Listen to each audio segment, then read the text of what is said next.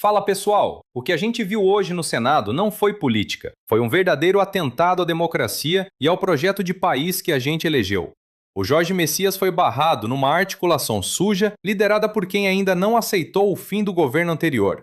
É o Centrão mostrando as garras para chantagear o Lula. Vamos entender como esses senadores golpistas estão tentando travar o Brasil só para manter o próprio poder. Chega junto que o papo hoje é indignação pura.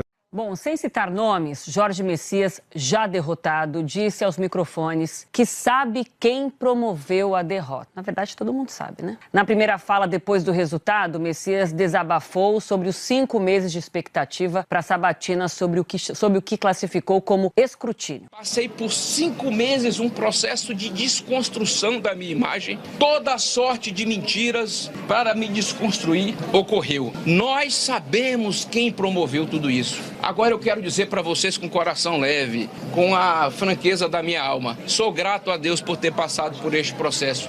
E eu sou grato pela confiança que o presidente Lula depositou em mim.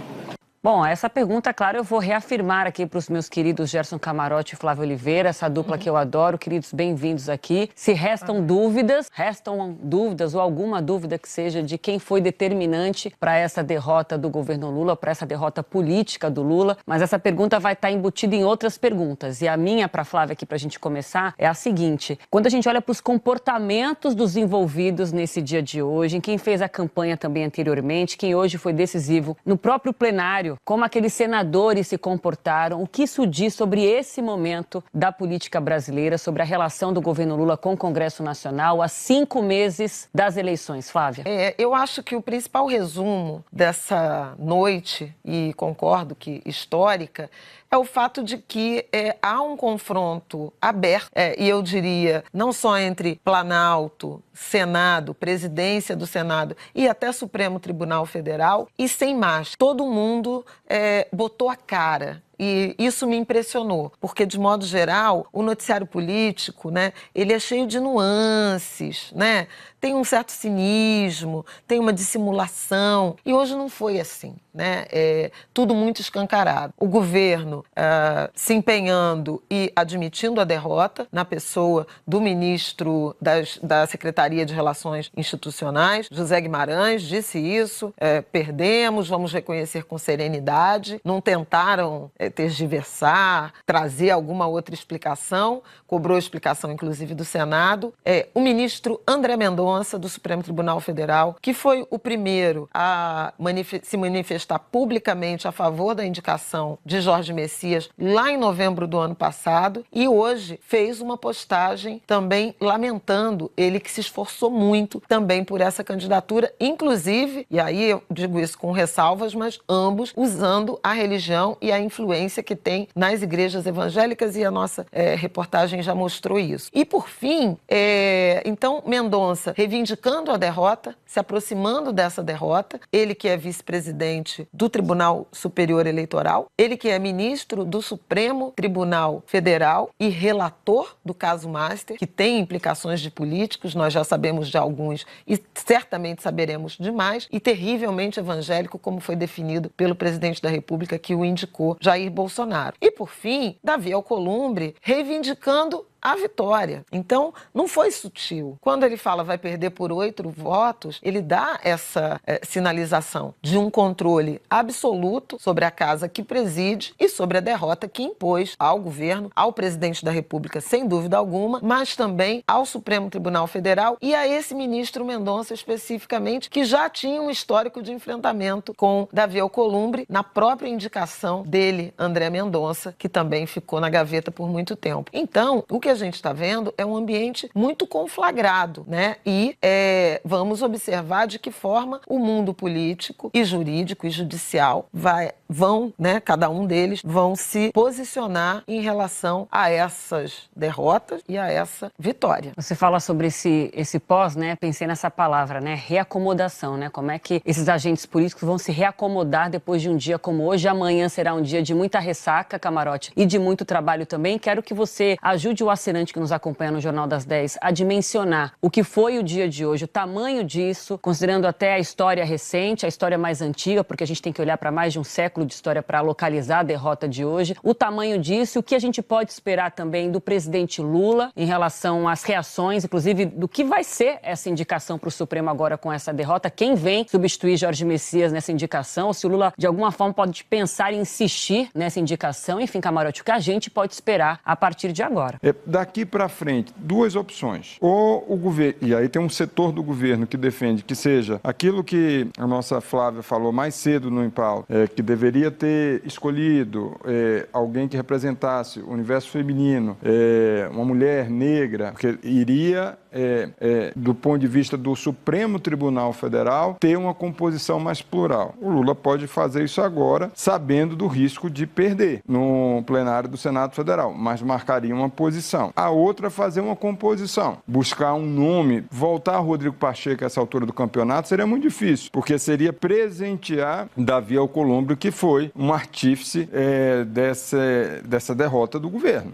Agora, poderia buscar, tem gente do MDB que fala, poderia buscar um perfil como o ministro do TCU, Bruno Dantas, que circula bem no Centrão, circula bem em setores do governo, circula em setores da oposição, a conferir o que o Lula vai fazer. O Lula ainda também está, segundo o relato, ainda perplexo e não querendo fazer uma reação de imediato. Digerir, e faz bem, agora é preciso, do ponto de vista político, não cair na armadilha dessa grande derrota e aí ficar com uma reação de pronto, sem raciocinar no calor dos acontecimentos. Não, tem que deixar a poeira baixar, essa avaliação que se faz dentro do Palácio do Planalto. Se você pegar 45 e subtrair de 34, são 11 senadores. Então, mostra de fato que o Alcolumbre estava com controle absoluto do plenário. É tanto que ele avisa, ele adverte o Jacques Wagner ali no plenário, como a gente viu na imagem que foi flagrada a fala dele via o microfone. Então, o Alcolumbre sabia do que estava fazendo. E aí tem uma motivação clara. Ele faz uma aliança com a oposição que não teria condições sozinha, chegaria perto de 35 votos, mas não conseguiria derrotar o Jorge Messias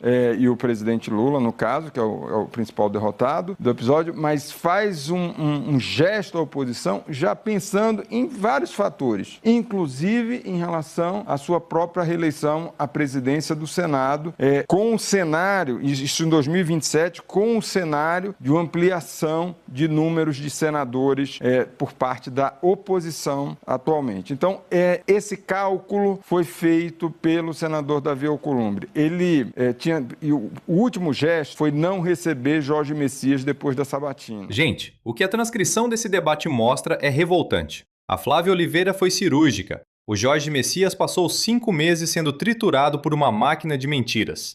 Não foi uma sabatina técnica, foi um processo de desconstrução de imagem, sabe? Aquela tática que a direita adora usar. Tentaram pintar o cara como um monstro para atingir o coração do governo Lula. E o Messias desabafou com razão. Foram 5 meses de escrutínio, ou melhor, de perseguição, só porque ele representa um projeto progressista que incomoda quem quer continuar mandando no Brasil como se fosse o quintal de casa. E olha que bizarro, a política brasileira perdeu até aquele cinismo de antigamente. Agora o golpe é escancarado. O Davi Alcolumbre, que parece que se sente o dono do Senado, botou a cara para bater e tripudiou. Ele não só articulou a derrota, como previu o resultado com uma precisão de quem estava com as cartas marcadas. É um confronto aberto contra o Planalto e até contra o STF. O Alcolumbre se aliou ao que há de pior na oposição, aquela ala que ainda flerta com o golpismo, só para garantir que em 2027 ele continue mandando em tudo. É o ego de um senador passando por cima da vontade popular que colocou o Lula lá. O Gerson Camarote trouxe um ponto que a gente precisa discutir. O Lula está perplexo, e com razão, mas a gente não pode cair na armadilha de recuar. Tem gente sugerindo nomes que agradam o Centrão, como Bruno Dantas. Mas será que é hora de ceder de novo? Ou será que é hora de marcar posição, como a Flávia sugeriu, e indicar uma mulher negra, plural, que represente a cara do Brasil de verdade? O Alcolumbre e essa turma golpista querem que o Lula governe de joelhos. Mas a gente sabe que a política é território de disputa. Essa derrota dói, é histórica, a maior em um século nesse contexto. mas ela serve para mostrar quem é quem. Eles jogam com o ódio e com a religião como massa de manobra. A gente tem que jogar com a verdade e com a coragem de transformar esse país. Não vamos aceitar chantagem de quem ainda vive nas sombras do passado.